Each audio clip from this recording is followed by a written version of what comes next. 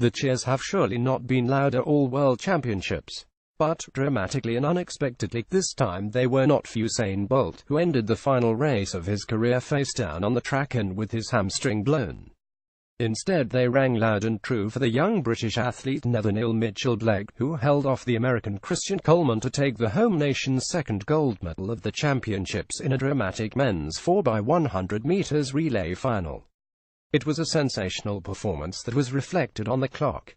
The British team's time was 37.47, a national record and the fastest time in the world this year. The United States were second in 37.52, with Japan third in 38.04.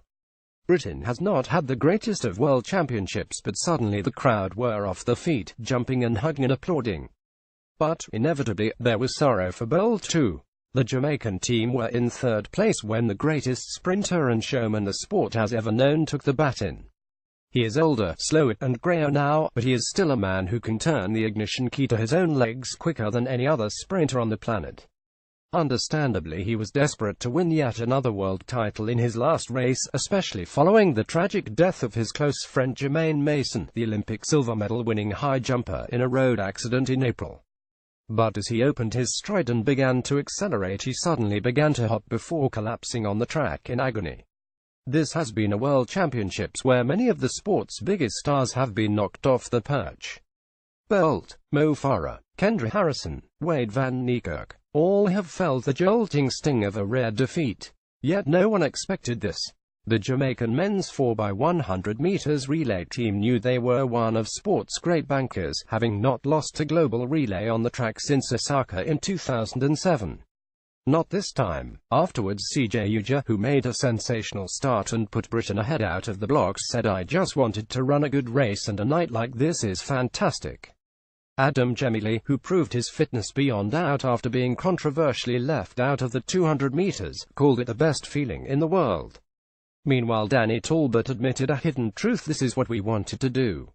Everyone knew we wanted to win a medal, but deep down we wanted gold." Bolt, meanwhile, hobbled to the line, helped by his teammates. This is not how he would have wanted it to end. It is over 15 years since Athletics insiders started speaking in hushed awe about a young lank Jamaican who had won the 2002 World Junior Championships in 20.61 sec. That time alone, set as a 15-year-old, would have beaten two of athletes in Thursday's 200 meters final.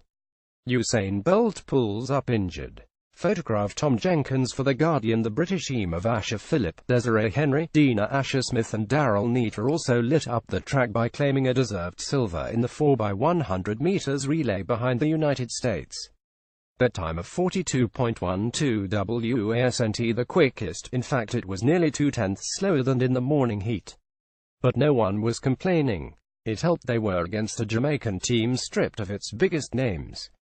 Not only were they without Elaine Thompson, the fastest 100 meters women in the world this year, but those veteran stalwarts Veronica Campbell-Brown and Shelly-Ann Fraser-Price. Still, their team of Dura Levy, Natasha Morrison, Simone Facey and Ashley Forbes were able to claim bronze in 42.19 sec, with Germany fourth in 42.36. In truth, it wasn't smoothest set of baton changes ever seen by a British team. Henry was at full stretch when she handed over to Henry, while Asher-Smith had to check her stride to get the baton on the third leg. But with the Americans' handovers also ragged, particularly the final exchange to Tori Bowie, the world 100 meters champion, it meant that Neater was in the hunt for gold with 80 meters to go. There was a shock in the women's 100 meters hurdles as the Australian Sally Pearson, who came close to quitting after serious injuries, blasted clear of world record holder Kendra Harrison to win gold. Pearson has fond memories of this track, having won Olympic gold at London 2012. But 2 years ago in Rome she suffered a wrist injury so serious she feared she would need her lower arm amputated. To make matters worse, she also missed the Olympics with a hamstring injury. Yet she was back close to her best here, leading from the gun to win in 12.59 sec. It was her second world title, 6 years after her first in Daegu in 2011. No wonder she shouted "Oh my God" repeatedly after she crossed the line. She was barely any more coherent afterwards. "That was bloody hard," said Pearson. It's been a long journey back from injury, but to get this moment and go and celebrate in front of my family is unreal. My husband is in the crowd there somewhere. I'll try and find him and give him a hug soon. This is just so incredible to be a world champion again. The American Dawn Harper Nielsen took silver in 12.63, while the Germany Pamela Dutkovic grabbed a surprise bronze 0.09 sec further back. Incredibly, Harrison, who set the world record of 12.22 sec on this track last year, could only run 12.74, a time she could normally do in her sleep.